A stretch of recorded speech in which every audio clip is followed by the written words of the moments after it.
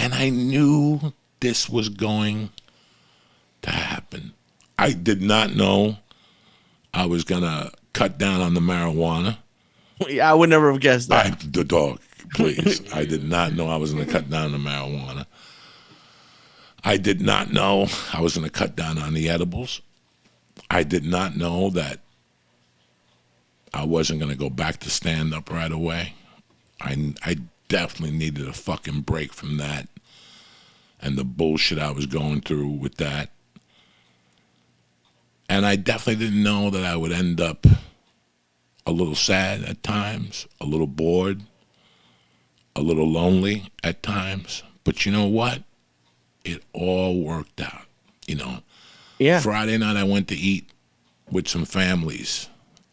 You know, this is Wednesday today. So Friday night I went to eat with some families, and one of the families, their husband works a lot. Good, great guy. I love him to death. Great guy. But he didn't make it to dinner. And she was there with the two kids. And it was great. We had a great time. The kids were running around. We took pictures. The fucking, and they had real Japanese people at the steakhouse, by the way, Oh, which nice. I was in fucking awe.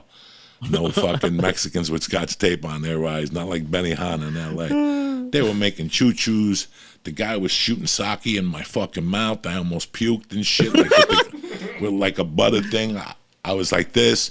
My daughter was proud because they threw up cucumbers, and me and my wife caught them in the first try, like seals and shit. And then I told my wife we were both in the circus in Cuba, and she's like, "That's a lie.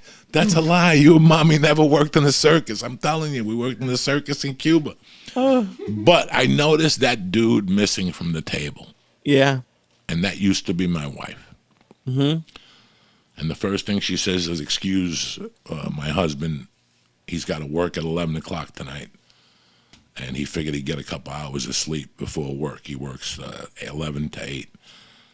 And right away I thought about my wife. And this is what my wife was doing for the last fucking 10 years. You know, going to things by herself. She was like fucking the guy from The Godfather that represents Vito. You know, she was like whatever his name is. Consigliere? Yeah, she always had to show up to things, you know, and by herself with my daughter, you know, for 3 weeks.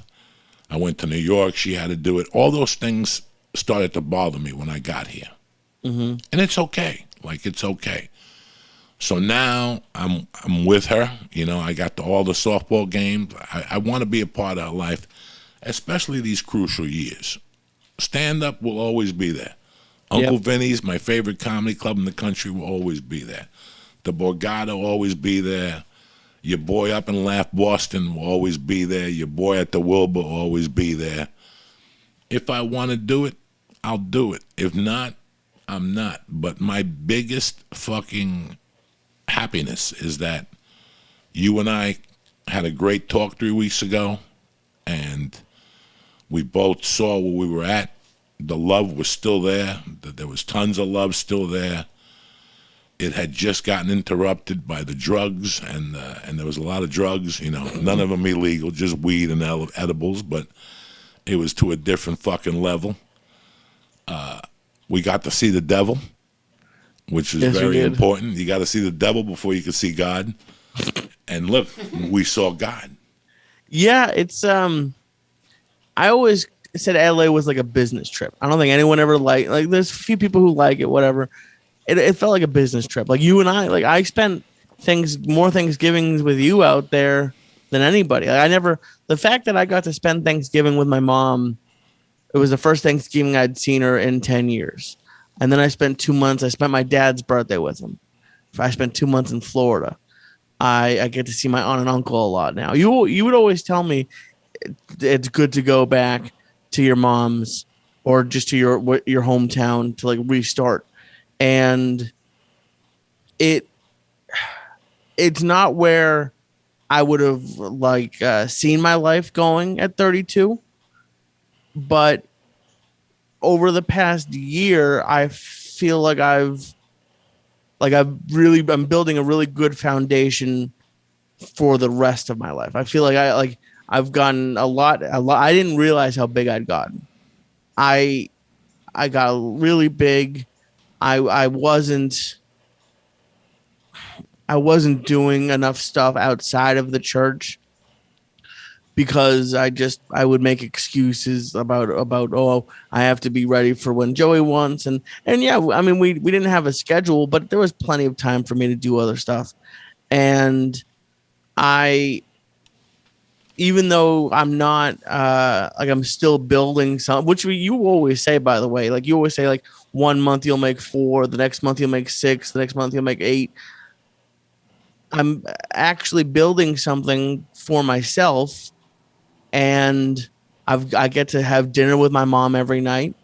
I get um I get to like get healthy, and mental health, going back to earlier this episode and last week and last on Monday too. It's always been something I've struggled with, but towards the end of LA, it was a bad. I wasn't suicidal or anything, but it just, things start to pile up, and when you're only focused on business, or when I was only focused on the podcast, and I didn't care about my health, and you're right, I didn't have any interest in dating, and I had friends, but they were all comedian friends. I just wasn't like a real person. Like I did a couple things, and I had a blast on the podcast for the most part. And yeah, there were times where I wasn't super happy, but it wasn't like anything that you did, or it just, you go through down periods. But coming back and doing this, it's not what I want my whole life to be. I'm by the end of this year, I'm planning on being out of my mom's house. But it's it's just been great to see that I can actually do it. Like, even the losing the weight thing, and I think you can relate. I've always given up. Like, you had Bobby Kelly on your podcast a few weeks ago, and he has a joke that I love, that he says he's on his sixth fat, and I've always given up at like 70 pounds, or like that would be like the top. Most times I would lose 10 pounds and I would have a bad day, and I would just say fuck it, who's gonna care. But just, it's it's proving to me that I can do it, and if I can lose 100 pounds, then I can definitely build a business, then I can definitely find a wife. Then it's just, I was always very focused on money, and I still am, but it, it's good to have goals that aren't related to that, and to prove to myself that I can do things and build, like you said, build up my confidence.